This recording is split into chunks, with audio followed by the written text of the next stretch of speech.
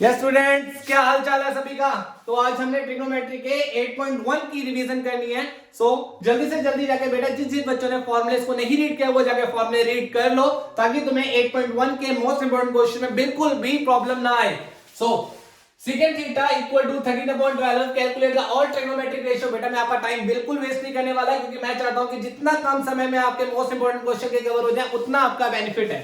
Second theta अगर आपके पास 13/12 given है तो आप calculate the all trigonometric ratio, मतलब बाकी रेशियोज को फाइंड कैसे करोगे। तो अगर सेकंड थीटा आपके पास गिवन है 13/12, तो आपको पता होना चाहिए सेकंड थीटा का फॉर्मूला क्या था, h/b। ऑलरेडी डिस्कस कर लिया। सेकंड थीटा का फॉर्मूला अगर h/b होता है तो h कितना हो गया 30 और बेस कितना हो गया 12। तो अब राइट एंगल ट्रायंगल ड्रॉ करके, राइट एंगल ट्रायंगल ड्रॉ कर लिया आपने। अब मान लीजिए कि हाइपोटेन्यूज कितना दिया है 13, तो हाइपोटेन्यूज यही होता है, बेस कितना दिया आपके पास 12। तो आपको भी ट्रायंगल का नाम दे दीजिए ABC। मैंने ट्रायंगल को नाम दे दिया ABC। पाइथागोरस थ्योरम किस ट्रायंगल में वैलिड होती है बेटा, 90 डिग्री के ट्रायंगल में वैलिड होती है। ठीक है, तो ये थीटा है और ऑलवेज थीटा के सामने जो हाइट होती है उसको बोलते हैं परपेंडिकुलर। 90 डिग्री के सामने जो भी होता है उसे हम बोलते हैं हाइपोटेन्यूज। 90 डिग्री के सामने क्या होता है हाइपोटेन्यूज, और एंगल के सामने क्या होता है परपेंडिकुलर। आपके पास क्या क्या गिवन था, हाइपोटेन्यूज कितना गिवन है 13, तो आपने यहां पर लिख लिया हाइपोटेन्यूज आपके पास बेटा कितना है 13, और आपके पास बेस कितना है बेटा 12, तो बेस कितना है 12। तो आप परपेंडिकुलर फाइंड कर सकते हो। तो पाइथागोरस थ्योरम का यूज करो बाय यूजिंग पाइथागोरस थ्योरम। यहां पे लिखता हूं मैं बाय यूजिंग पाइथागोरस थ्योरम। बेटा लिखना जरूरी है पाइथागोरस थ्योरम। तो पाइथागोरस थ्योरम सभी को पता होना चाहिए बेटा, 10th क्लास में सबसे ज्यादा इंपॉर्टेंट है। पाइथागोरस थ्योरम किसके बराबर होती है, हाइपोटेन्यूज का स्क्वायर इक्वल टू बेस का स्क्वायर प्लस परपेंडिकुलर के स्क्वायर के इक्वल होता है। तो हाइपोटेन्यूज आपके पास कितना गिवन है बेटा 13 का स्क्वायर, लिखो 13 का स्क्वायर। बेस आपके पास कितना गिवन है 12 का स्क्वायर। परपेंडिकुलर मिसिंग है तो परपेंडिकुलर को परपेंडिकुलर एज इट इज रहने दीजिए। 13 का स्क्वायर करिएगा कितना आएगा 169, 12 का स्क्वायर करिएगा 144, p का स्क्वायर का p का स्क्वायर एज इट इज। 169 में 144 को आप माइनस करिए, p का स्क्वायर माइनस करके कितना आएगा बेटा 25। तो 25 किसका स्क्वायर रूट होता है 5 का स्क्वायर रूट। p का स्क्वायर p के साथ स्क्वायर के साथ करिए तो आपके पास परपेंडिकुलर की वैल्यू कितनी आ गई 5। यहां पे बताइए कैसे को डाउट है, आपके पास जो चीज गिवन होगी आपने उसको राइट एंगल ट्रायंगल में ड्रॉ करना है, पाइथागोरस थ्योरम का यूज करना है। पाइथागोरस थ्योरम होती किसके बराबर है, h का स्क्वायर इक्वल टू b का स्क्वायर प्लस p का स्क्वायर। तो वैल्यूज को पुट करिए, आपके पास परपेंडिकुलर फाइंड आउट हो गया। फाइंड आउट कितना हुआ परपेंडिकुलर 5। तो आपके पास और ट्रिग्नोमेट्रिक रेशियो फाइंड करनी है तो आपके पास फार्मूला यहां से पता होना चाहिए ट्रिग्नोमेट्री के सभी रेशियोज का। साइन का फार्मूला हमने क्या याद किया था p/h। cos का फार्मूला क्या याद किया था आपने b/h। tan का फार्मूला आपने क्या याद किया था p/b। आपने सभी वैल्यूज को इस फार्मूले में पुट कर देने। जैसे कि साइन का फार्मूला क्या था आपके पास, sin p परपेंडिकुलर कितना है आपके पास 5 और h आपके पास ऑलरेडी कितना गिवन था 13, तो आपके पास sin का आंसर कितना है 5/13। नाउ बेस कितना आपके पास 12 और हाइपोटेन्यूज 13, p कितना है आपके पास 5 और बेस कितना है आपके पास 12। तो ऐसी एज इट इज आपने सभी वैल्यूज को इस में सभी रेशियोज में पुट कर देनी है और आपका यहां से ये कांसेप्ट क्लियर है। और 8.1 का है ये इंपॉर्टेंट क्वेश्चन, देखो कितना सिंपल सा क्वेश्चन है और इसी के लिए आप डर रहे हो।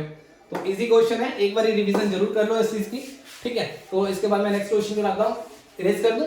तो आप मेरा स्क्रीनशॉट मार लीजिए जिसको मारना है। नाउ सेकंड क्वेश्चन की ओर चलते हैं।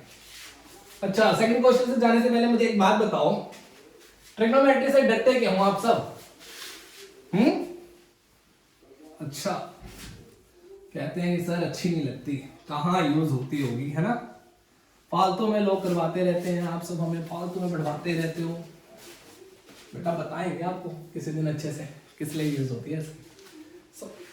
सेकंड क्वेश्चन है 3 cot a equal to 4, check whether 1 minus tan square a upon 1 plus tan square a equal to cos square a minus sin square a होता है बराबर कि नहीं होता, पूछ रहे हो आप यार कि 1 minus tan square a upon 1 plus tan square a क्या cos square a minus sin square के बराबर होगा।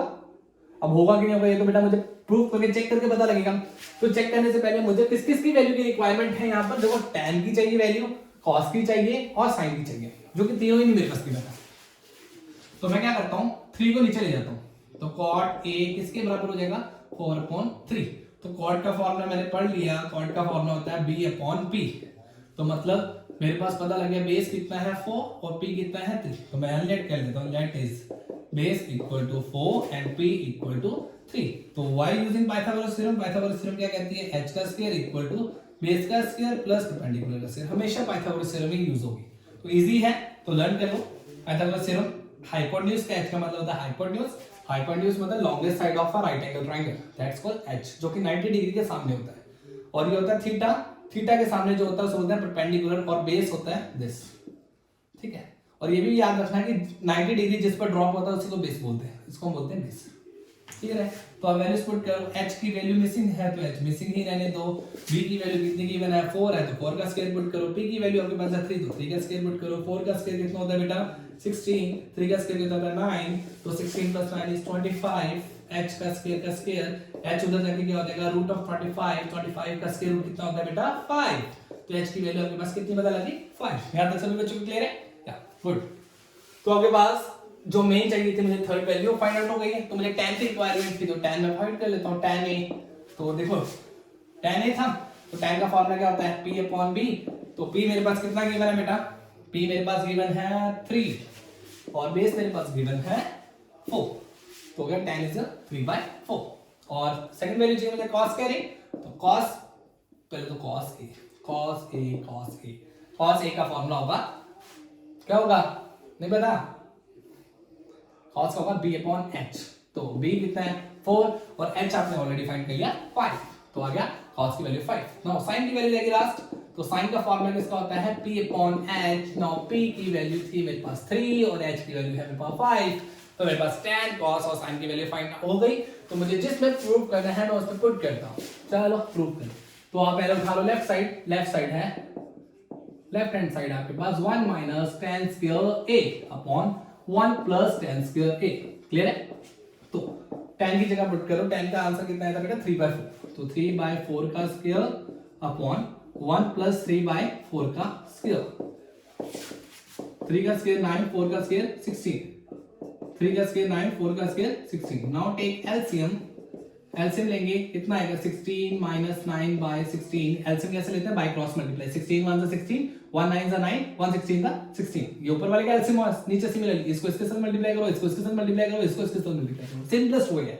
16 1 = 16 + 1 9 = 9, नाउ 16 + 16, तो ये डिवाइड के साथ ये वाला डिवाइड कैंसिल हो गया, तो 16 में से 9 माइनस करेंगे कितना आएगा बेटा चेक करिए 7, और 16 + 9 करेंगे तो 25, तो सॉल्व करके कितना आया आंसर, लेफ्ट हैंड साइड को सॉल्व करके आया आंसर 7/25। तो सिमिलरली अगर मुझे ये इसके इक्वल होगा तो इसका आंसर भी 7/25 आना चाहिए, तो चेक कर लेते हैं कि आता है कि नहीं आता। अगर नहीं आता तो हम इसे बोल देंगे नहीं, अगर आता है तो बोल देंगे यस, क्लियर है। सो कंटिन्यू करते हैं, नाउ cos करें, cos की वैल्यू है बेटा 4/5, मैं राइट हैंड साइड को सॉल्व करूंगा, that's called right hand side, RHS right hand side, ये सॉल्व किया मैंने लेफ्ट हैंड साइड।